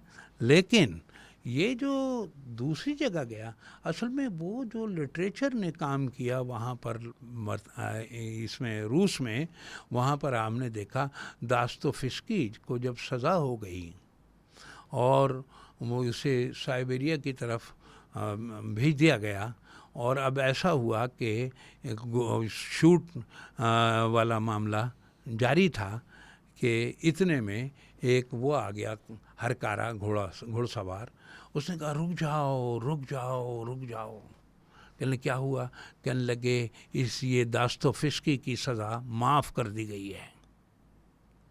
दास्तोवस्की जो कि फ़िलासफ़िकल नावल में उससे बड़ा नावल निगार नहीं है कोई, और ब्रदर क्रोमोज़ोव उसका शाहकार नावल है, और इडियट भी उसी का नावल है। खैर, तो वो सारी ज़िंदगी उसी फ़ज़ा में रहा, उस एक आखिरी लम्हे की। हाँ कि भाई वो इधर से उधर हो जान सकती बच थी उसकी गई, दुनिया। है ना। अच्छा, अब ऐसे मैसर आए रशियन बेल्ट को राइटर्स, जिसमें यानी टॉल्स्टॉय से लेकर तरगनेव से लेकर, यानी एक पूरी एक लॉट है, और वो जो चीखोफ है, यानी ऐसा लग रहा है कि ओल्गा जो है वहाँ नहीं बह रहा है, बल्कि इनके अफसानों में और इनके नावलों में बह रहा है, और वो जो इस तरह बह रहा है कि वहाँ के जो जुल्म हैं उनकी बातें भी कर रहा है वो। यानी मंजर कशी बहुत हाँ, कमाल वो की सब है है, उनके नॉवेलों और वो अफसानों सब में। है ना। तो अब ऐसी सूरत में व्लादिमीर जो लेनिन की हम बात कर रहे हैं, उसने जब रशियन नैरेटिव दिया तो रशियन नैरेटिव था क्या? वो ये सारा फिक्शन जो है उस ज़माने का जुल्म की दास्तान ही तो है, और क्या है। और फिर जो उस जुल्म की दास्तान पर से जुड़कर जब लोग खड़े हुए तो बात वही आ गई थर्ड लॉ ऑफ मोशन वाली। यही काम यानी 1789 में फ्रांस में हुआ। यही काम जब 95 सवालात का किस्सा आया 1681 आई थिंक सो, कि मतलब मार्टिन लूथर किंग ने तो विटनबर्ग के कलीसिया में जो सवालात चश्मा किए थे वो सब जमा हो गए, वो वही थी सारी चीज़ें। तो अब होता यह है कि हमें लगता है, लेकिन आप ये देखिए कि कहीं ना कहीं कोई ऐसी बात ज़रूर होगी कि जब 1707 में औरंगज़ेब का इंतकाल हुआ है तो हमें उन पूरे 12 बादशाहों में कोई ढंग का आदमी नज़र नहीं आ रहा है। और वो जो सादात 12 के जो लोग थे, जो बादशाह घर के नाम से मशहूर हुए, जी ठीक है, तो अब ऐसी सूरत में वो जो ये जो अपना था औरंगज़ेब आलमगीर, वहाँ तक जुल्म तो होगा ना। जो जब जुल्म होगा तो पता चला कि ढूंढे से भी उनके तरफदार नहीं मिले फिर बाद में। भाई ये जो बादशाह जब बना था तो क्या नाम था इसका, शाह आलम सानी का, तो इसका बाप तो कैद में था उस वक्त, और इसे पहले बादशाह बना दिया गया था वहीं बिहार में 1756 में, और फिर ये जो है 1772 में बाकायदा बादशाह बना था। 88 में इसकी आंखों का कुछ चक्कर कर दिया, निकाल लिया। हाँ वही रोहिला ने, गुलाम कादर रोहिला ने। तो अब ये वाले जो मसाइल हैं, तो इसका मतलब वही आ गया कि अब ये जो थे मुग़ल हुक्मरानी जो थी, ये असर के हवाले से इर्रेलेवेंट हो गई थी, गैर मुताल्लिक़। मैं शुरू के अंदर जब ये करता था, सोचता था, तो मुझे बड़ा गुस्सा आता था, यानी अंग्रेज़ों पर भी औरों पर भी। जाहिर है कि एक आदमी का तशख़्ख़ुस अगर उसका वे ऑफ लाइफ है तो वो तो तशख़्ख़ुस के साथ ही तो जिएगा वो भी। तो लेकिन जब ये राज खुला कि भाई आप तो इर्रेलेवेंट हो जाएंगे, तो पता चला खुद ब खुद जो है डिलीट हो जाएंगे, यानी आउट ऑफ डेटेड हो जाएंगे, अगर कोई ना भी आए तब भी। यानी रेलेवेंसी ज़रूरी है ज़िंदा रहने के लिए। ज़िंदा रहने के लिए भी रेलेवेंसी से मुराद ये कि आप जो है असर से कितने जुड़े हुए। जब आप असर से जुड़े हुए हैं तो आपका हुक्मरान अपने रियाया की ज़रूरतें, अपने रियाया के मसाइल, सारी चीज़ों से वाकिफ़ होगा और उनके हल की तरफ भी होगा। और अगर ये नहीं होगा तो पता चला कि वही रिएक्शन हो जाएगा, थर्ड लॉ ऑफ मोशन आ जाएगा वहाँ पर। तो अगर असर चैट जीपीटी और आर्टिफिशियल इंटेलिजेंस का है, इस सूरत में एक नौजवान के पास, एक बाशऊर शख्स के पास जो मुस्तकबिल के हवाले से कोई फ़ैसला लेना चाहता है, उर्दू या उर्दू ज़बान व अदब की तालीम रेलेवेंट रहेगी? 200% रहेगी। वजह उसकी यह है कि इन तमाम बातों के बावजूद क्या मुझे आप बता दीजिए कि मेरा जो ठट्टा है एक ज़माने का है और 400 यूनिवर्सिटीज़ का या तालीमी इदारों का जिक्र आता है उसके हवाले, बिल्कुल दरसगाहों का जिक्र है ना, शेख फरीद बिखरी की याददाश्तों में। ठीक है, अब मुझे एक बात बता दीजिए कि क्या ठट्टा को उठा के हम न्यूयॉर्क में रख देंगे? नहीं, इसी खत्ते में रहेगा। इसे देखें ना, ये अगर या तो ये है कि आर्टिफिशियल इंटेलिजेंशिया जो है हमें इस खत्ते को उठा के वहाँ ले जाए, ऐसा नहीं कल्चर। अच्छा, फिर जब आप कहेंगे कि साहब यानी एक यूनिवर्सल कल्चर, आप कहेंगे साहब ग्लोबलाइजेशन, अब ये सारी बातें जो हैं वो एक इस हद तक तो सही हो सकती हैं कि कंज्यूमर सोसाइटी की हद तक तो सही हो सकती हैं, लेकिन आज ये देखिए जब कंज्यूमर सोसाइटी के लिए जो चीज़ें हम फ़रोख्त कर रहे होते हैं तो हमारी जितने भी मार्केटिंग हम करते हैं और तो वो वहाँ के खित्ते को मद्देनज़र रख के करते हैं आज भी। भाई अब ग्लोबलाइजेशन हो गई तो अब खित्ते को क्यों मद्देनज़र रख रहे हो? यानी पेप्सी को अपना एडवर्टाइज चेंज करना पड़ता है। हम जाहिर है पेप्सी हो या कोई भी हो, दिल मांगे मोर अपनी जगह है, दिल मांगे और अपनी जगह है, वो सब हो गया अपनी जगह मामला। लेकिन हम ये देखते हैं कि जहाँ से ये जो मुनादी वनादी और ये जो रसाले निकाल रहे थे हमारे सलायाम वगैरह जो थे पुराने, और जिसमें सबसे ज़्यादा मुतहर्रिक आदमी मार्केटिंग के कौन थे, वो ख्वाजा हसन निज़ामी थे। जी। उससे ज़्यादा मार्केटिंग का आदमी ना तो असर हाजिर ने पैदा किया, ना माजी में पैदा हुआ। वो अलग बात है कि अहदाफ क्या थे और क्या नहीं थे और क्या चीज़ें थी। यानी इश्तहारियात के वो उससे भी आगे थे, आर्ट से।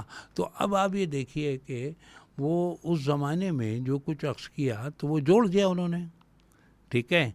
अच्छा, अब मामला ये है कि कोलो टोलो वाला जो किस्सा है, ये जो जामे जहानुमा का जो किस्सा है, अगर वो वहाँ से भी हम उठा लें तो ये सदा सुखलाल जो है वो एडिटर था ना उसका, तो और वो बुनियादी तौर पर आगरे का था। आपने जो इर्रेलेवेंट बात की, अगर वो ये इर्रेलेवेंट ज़बान हो उस वक्त ना हो सकी, ये 1834 का किस्सा है। 1834 के अंदर ये जो सारे मामलात जो थे अदालतों के वो उर्दू में आ गए थे, और उस ज़माने में जो आइन और जो फैसले हुए थे उनका तर्जुमा किसने किया था? आगरे में चला गया था, ये सदा सुखलाल ने किया था वो 1834, ये समझ लीजिए आप।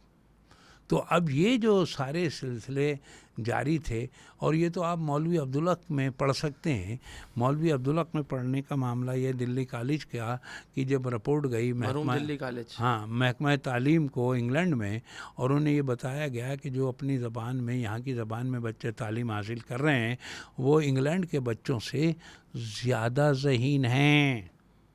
मालूम हुआ 34 में आने वाला उसी ज़माने में आया था जिस ज़माने में सदा सुखलाल ने तर्जुमा किया था। उसी ज़माने के अंदर ये लॉर्ड मैकॉले आया था यहाँ, और 1835 में उसने एक वोट से कहा कि मीडियम ऑफ आंसर जो है वो अंग्रेज़ी होगा। अच्छा, जब ये हुआ तो ये अब तजर्बा करते करते जब ये आगे बढ़े तो अब आ गया 1858। 1858 में दो चीज़ें हुई। एक तो ब्रिटिश, ये जो इंडिया था ब्रिटिश इंडिया हो गया, British government of India, east India company ख़त्म हो गई। हाँ, तो 1858 में जब पहला इजलास हुआ तो पार्लियामेंट के मेंबर, ये मैंने कहीं पढ़ा है इसको, तो उन एक ने सवाल किया कि जब हम यहाँ से जाने लगें तो फिर क्या रिज़ल्ट आएगा? तो कहने लगे 5 हिस्सों में इसे तकसीम करना चाहिए हमें।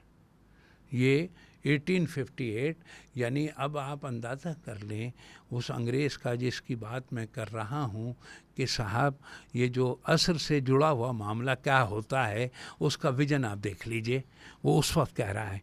और 1858 के फ़ौरन बाद उसने तवज्जो किस पर दी? फ़िलोलॉजिकल सोसाइटी पर। 1842 के बाद फ़िलोलॉजिकल सोसाइटी, और उसके बाद मतलब है कि वो डिक्शनरी और ऑक्सफोर्ड डिक्शनरी 1884 तक। अच्छा, और उसको जब ज़रूरत क्यों पड़ी? 1835 के बाद तो ज़रूरत पड़नी थी ना जी। ठीक हो गया। अच्छा, वो सारे तजर्बे उसने यहाँ किए। अच्छा, जब उसी दौरान 58 में उसने एक और काम दिखाया।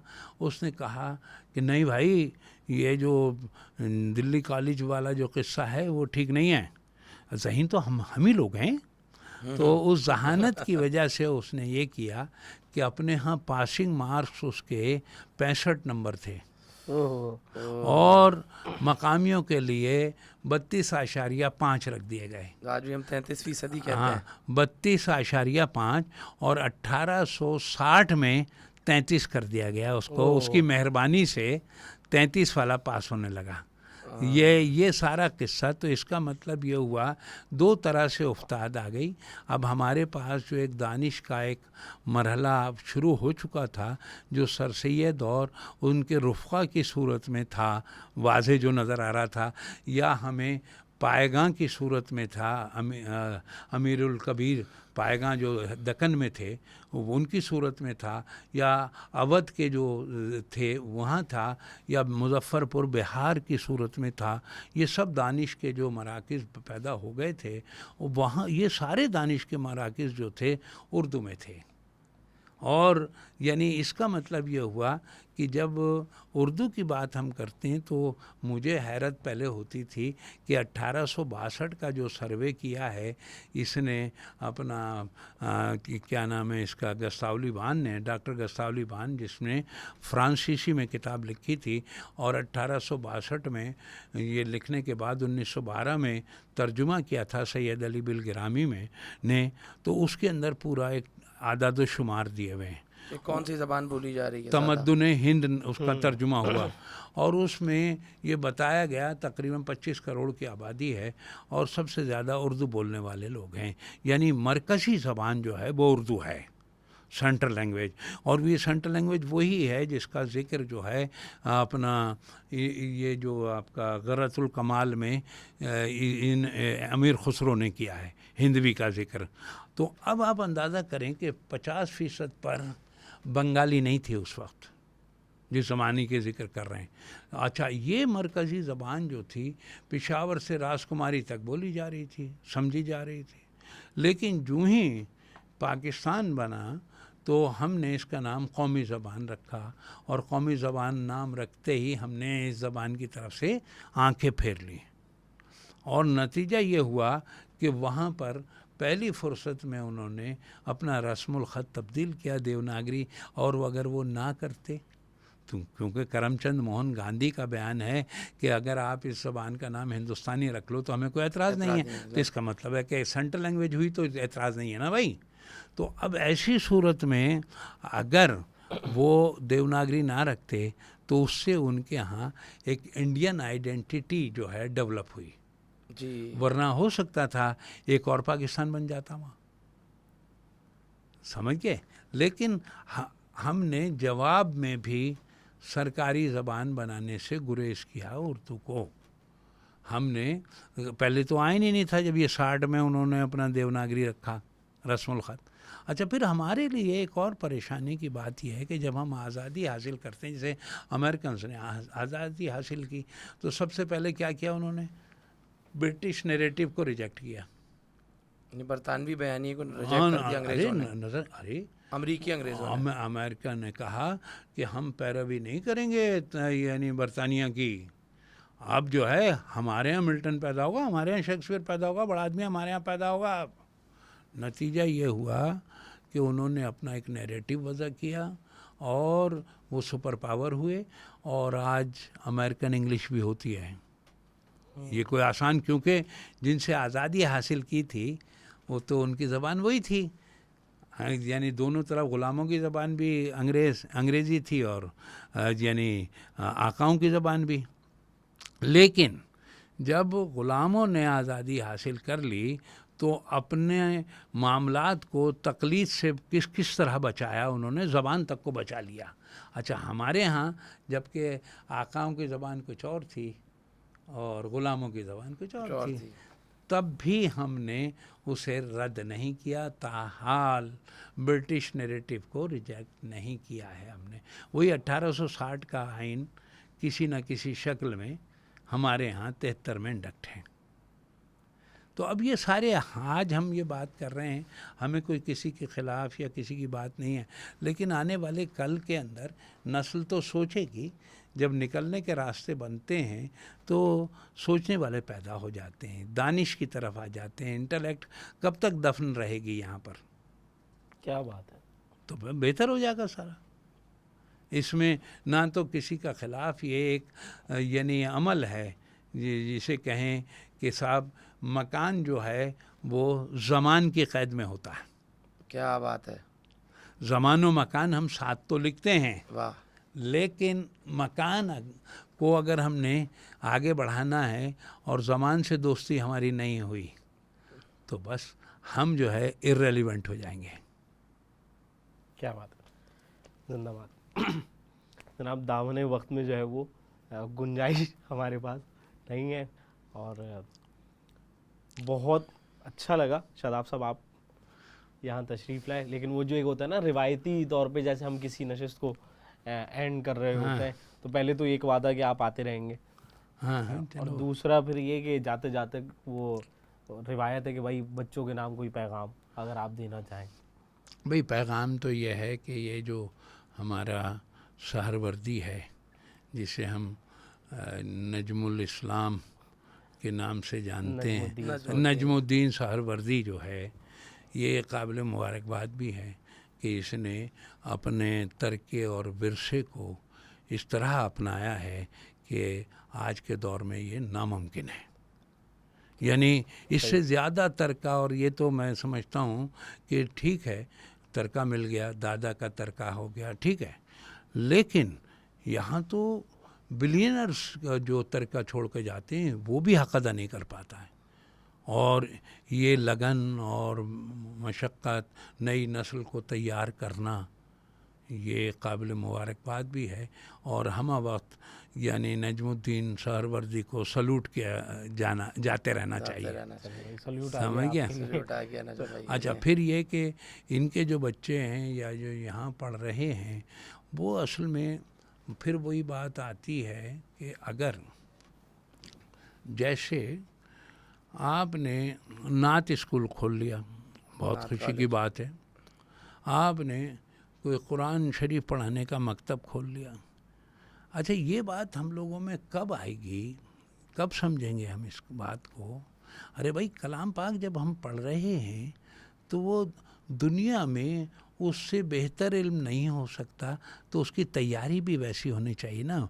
मुल्ला के हाथ में तो नहीं छोड़ना चाहिए ना उसको, यानी असर के हवाले से चीज़ों को करना चाहिए ना।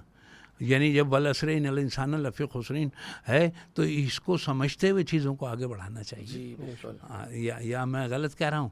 और फिर जब ये बात आ रही है तो वतीउल्लाह वतीर रसूल की बात भी आ रही है ना भाई। बेशक। तो बस ये है, और मैं नहीं समझता कि आने वाले कल में जिस तरह का नजमुद्दीन सहरवर्दी है ख़ुद, तो ये इंशाअल्लाह हम लोगों के लिए, मेरी जो भी ये बातें मैं कर रहा हूँ, काबिल फ़ख्र साबित होगा और वो कर जाएगा कि जो सोचा भी नहीं था। वो तो माशाल्लाह अभी भी कर रहे हैं। हाँ। अल्हम्दुलिल्लाह OTS के अंदर 1900 से ज़ायद बच्चे जो हैं, नहीं, ये वो बच्चों से ना और ये देखें, बच्चों से ना उनके असर के मुताबिक तालीम देखें। भी दी जा आपको रही है। बताऊं मैं आपको कि ये जो अगर आपने इस तरह देखा ना, हम देखते हैं कि शिराज है, शिराज से 2 लोग निकले, एक सादी निकले और एक हाफिज निकले। एक जो है 12वीं का है, एक 13वीं का है। क्या 12वीं सदी और 13वीं सदी। हम ये देखते हैं कि मकदूनिया से वो निकला बस एक ही आदमी, समझ गए, जलालुद्दीन रूमी। अच्छा, ये जो चीज़ें हैं ना, अगर हम ये कहें कि इतने लोग हैं, अरे भाई इतने लोगों में से अगर 5 लोग भी निकल जाएं बड़े, क्या बात है, तो बस ख़त्म हो जाएगी बात सारी। अभी जैसे वो जो यादों की बारात में मौलाना अब्दुल सलाम नियाज़ी के जो खाके हैं, खाका लिखा है जोश साहब ने, है ना। अब मुझे बता दीजिए कि वो अहद है कि जिस वक्त कहतुर रिजाल नहीं है, बड़े बड़े लोग पैदा हुए हुए हैं। मुफ्ती किफ़ायतुल्लाह जैसा आदमी मौजूद है दिल्ली में, और ये चौबारे पे रहते हैं तुर्कमान गेट के। और आप ये समझ लीजिए कि किसी ने ये कहा कि अरे दाढ़ी जो है ना, उन्होंने दाढ़ी और ये सब साफ़ कराते थे ये मौलाना अब्दुल सलाम, तो किसी ने कहा कि ये जो दाढ़ी रखने की के हवाले से जो तकरीर की थी मुफ्ती किफ़ायतुल्लाह ने, वो आप ही के ख़िलाफ़ तो किए। तो पता ये चला कि ये सुनकर वो फजर की नमाज़ पढ़ी और दस्तक दे दी। थोड़ी देर में मुफ्ती किफ़ायतुल्लाह कह रहे थे कि आप ठीक कह रहे हैं। तो ये जो तबहुर इल्मी है ना, और ये कोई आसान रास्ता नहीं है। और फिर तफ़हीम, अच्छा तफ़हीम किसके पास होगी ये भी मैं बता दूँ आपको, जो असर से जुड़ा हुआ होगा। सही। और जो असर से जुड़ा हुआ नहीं होगा, तफ़हीम नहीं होगी, रटी रटाई बातों पर रौब झाड़ रहा होगा। चलें जनाब, तो तफ़हीम की जानी चाहिए और रटी रटाई बातें जो है वो करना चाहिए, से वो गुरेज करें और झाड़े भी नहीं। सही है। तो बहुत बहुत शुक्रिया सर। चलिए, बहुत शुक्रिया, थैंक यू सो मच। आप आए और एक मरतबा फिर ऑफ द स्कूल की जानिब से आपके शुक्रगुजार हैं। उम्मीद करते हैं भाई आपको ये प्रोग्राम और आज की जो गुफ्तगू है वो पसंद आई होगी। बहुत सारी बातें हैं इसके अंदर, कुछ बाउंसर्स भी थे, मेरे लिए तो थे काफ़ी सारे, लेकिन मैंने कुछ हेलमेट आपके साथ बैठ के पहना हुआ था तो वो मैं सहार गया। बाकी ये कि कहने वाली बात सिर्फ और सिर्फ ये है कि लोगों के लिए मुफीद साबित हो, जिस हद तक मुमकिन हो सके लोगों के काम है।